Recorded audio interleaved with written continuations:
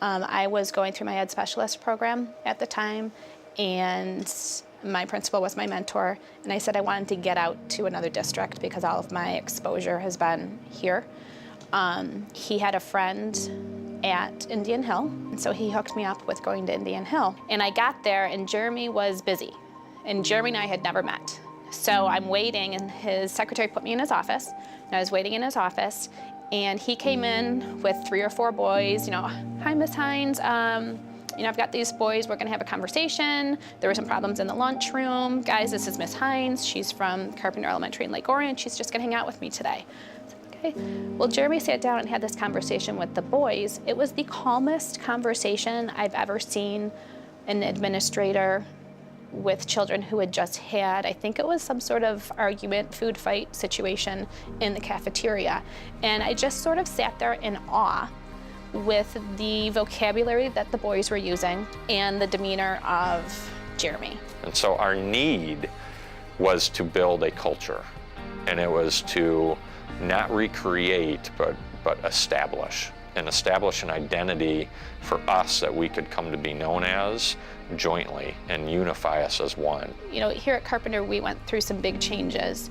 Most of our population is new due to redistricting. We had a classroom of 27, 28 students with 6 buildings represented, and no more than 3 or 4, maybe 5 or 6 per building being represented. That's huge diversity right there.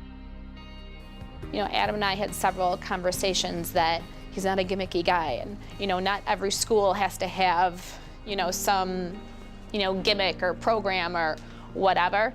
And I gotta say, I was a little nervous coming back after my visit at Indian Hill saying, I want this, because I knew that about him.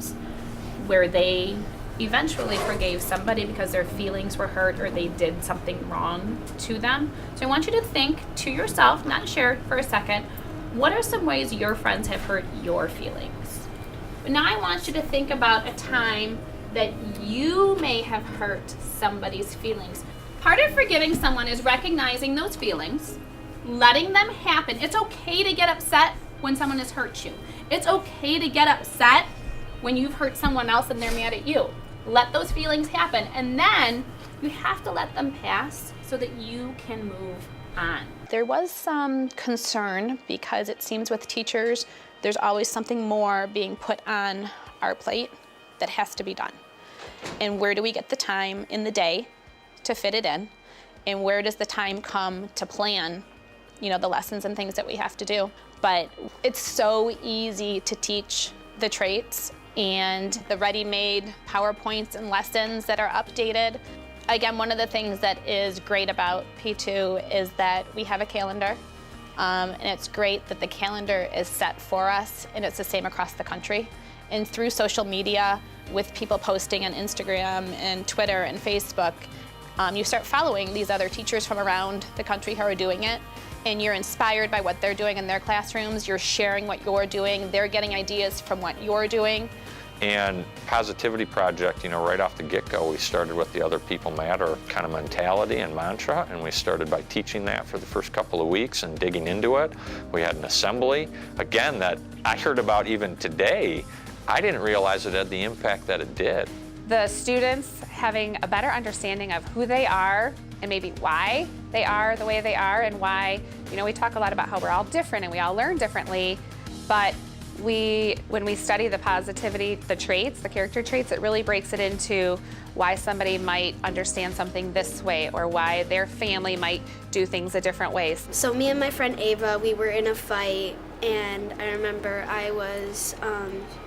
we were both kind of sad, and I remember everybody was there for Ava and me, and they weren't going to take sides. They weren't going to ignore somebody. They were always going to just, like Abby, she always came over and comforted me. And then in that one, I was going back and Yeah. forth. I was like, which person do I go to comfort? What do I do? I just felt really bad for Ava and for all the people who, and I really wish that fight had never happened. And I feel like that taught me about it, taught me how to handle it, and it taught me how to feel for her and how to know what she's going through. I had one parent at the beginning of the year call me and say, I know you're doing this positivity project. Can you tell me more about it? Because we're at the dentist and so is getting ready to get teeth pulled, and my son is sitting there talking about how you've got to be brave. And I've never heard these words come out of my son talking to his sister in such a kind manner about how she needs to be brave going in to get her teeth pulled. How is forgiveness? It's a piece we feel that all kids need, whether you're a parent as a teacher or not. What we all want as a teacher for our students is to be well-rounded, to someday when we're in the nursing home and somebody's pushing us down the hall, I want someone who's kind, fair, is a team player and works well with others. That's what everybody wants, is the end goal. And when they see that it's quite simple to infuse into school discussions and any curriculum, it's been really powerful. I really notice it, especially in our lessons when we do positivity, but all throughout the conversations. Somebody will do something in the class and a student will recognize, oh, they were really curious when they asked, why did that happen? Or can we learn more about that? So science, social studies, math, all of these traits are coming in, and it's not from me forcing them, it's the students bringing them up and noticing them. It's like great movement that teaches kids about all the different things and strengths and emotions inside them that they never knew were there, and it teaches them that you can do so much more than what you think you can do. It's not a canned program. It's not a gimmick. It's life. It's what we're supposed to be. It's who we're supposed to be, and it's everyday life lessons that are supported, through our teaching at school, supported at home, and then woven throughout our curriculum very naturally.